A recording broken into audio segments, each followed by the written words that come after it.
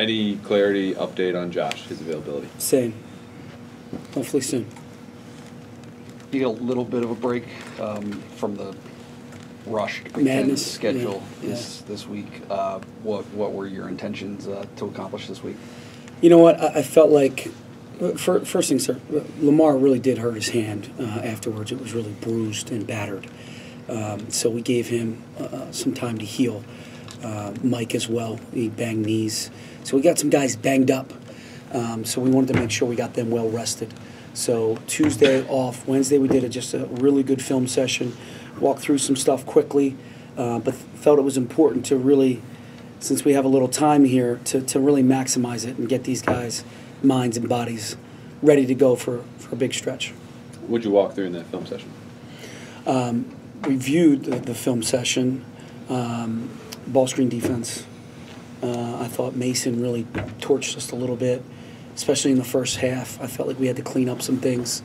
And that we did such a good job against Nebraska. It wasn't as good against Minnesota.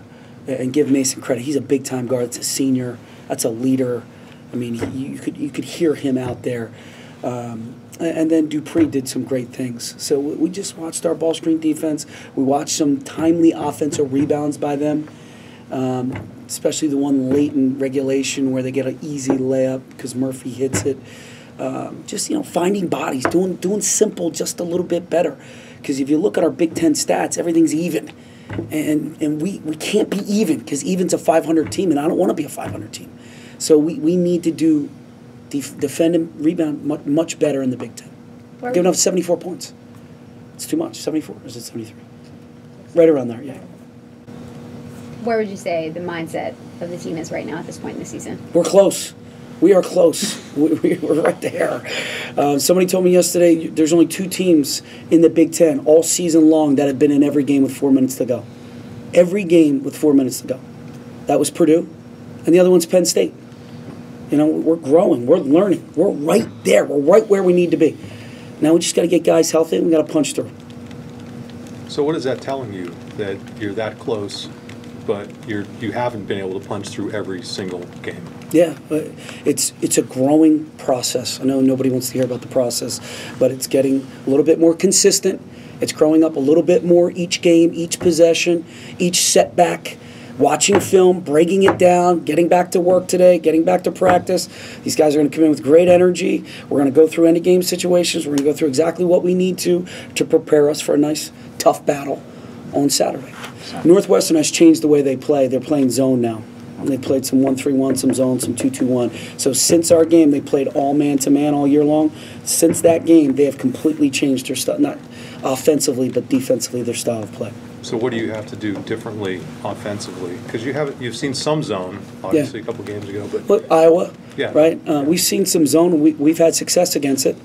Again, we're missing a big piece to the puzzle with Josh Reeves and his 40% three-point shooting this year. So this, against Northwestern, we're going to be able to share the ball a little bit more. We've got to make sure we continue to put pressure on the paint and don't just settle for threes. Because teams that play against zone sometimes just get a little bit content, a little bit comfortable, and they just want to shoot threes. We don't want to do that. We want to make sure we get the ball into the paint and make some plays and get to the free throw line. You mentioned Lamar and Mike being banged up the other night. What's their status for Saturday? 100% or close to it? Or right now, Lamar's more day-to-day than anybody. His hand was pretty swollen, and that was obvious in the second half when we took a couple shots. So we got to make sure that he's 100% before Saturday, and that's our goal.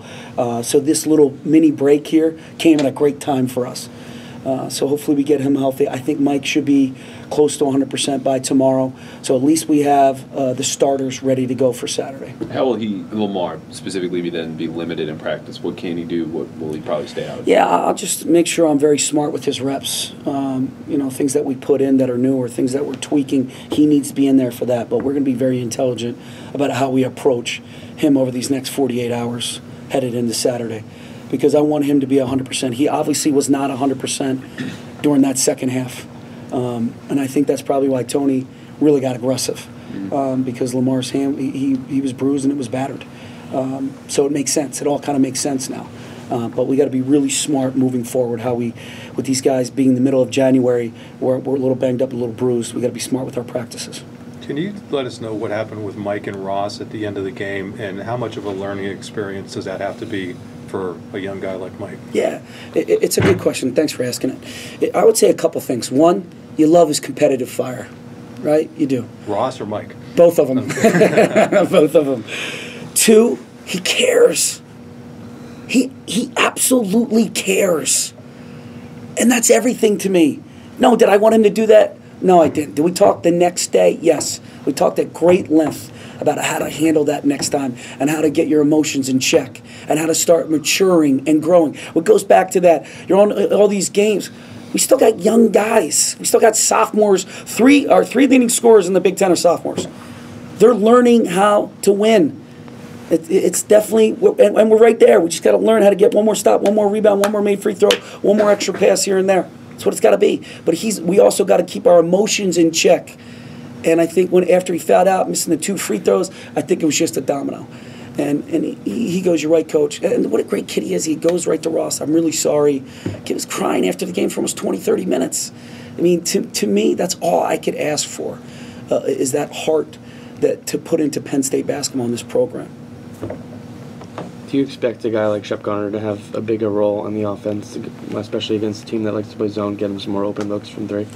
First of all, we need him to, period, whether playing man or zone. He got 11 shots, and that's good. We need him to get double-digit shots moving forward. Again, when you're a man down, everybody's got to step their game up. So we need Shep to continue to search shots, take good shots. We need our guards to look for Shep. And Shep's got to do the little things a little bit better. And he's got to tell these guys when he's open and when he's not open, and they got to respect that. So we call more plays for him. He's got to make sure he's aggressive and takes good, open, uncontested shots. But they got to be in rhythm. But we want him to be more aggressive, that's for sure. Do you see a cumulative effect of these close losses, either in a positive light of strengthening your kid's resolve, or in a negative one? You mentioned Mike crying, I know for a couple of different reasons, but any cumulative effect from those losses now that you're kind of deeper into the Big Ten? You know, I do think there's a lot of success and setbacks. I really do believe that. And we live in a society today that doesn't want anybody to have any failures or any adversity or any obstacles. You know, we got the backpack parents, the helicopter parents, all that good stuff going on in society. I just think we need to go through the tough times to be able to come out on the other side. We're still in control of our destiny. We control it still. There's plenty of basketball left. And we believe we're in great position. We're in every game. So success, I can see it. I can taste it. I can touch it. They need to believe that. They need to see that. They need to punch through as a group. We need to do it collectively. And I think we're going to learn. These are learning experiences that nobody wants to go through. Nobody. But I think we need to go through them in order to be the best team we can be by the end of the year. Do you think they're believing more now or a little bit less from the start of the Big Ten? I think they're believing even more now because they know we can compete versus anybody. And as long as you have that confidence, that belief, that faith, you know, we can beat anybody at any time, anywhere. It seems like Tony has had trouble scoring close to the basket in the first half of games at minimum, and I mean honestly until like the last 5 minutes on Monday night.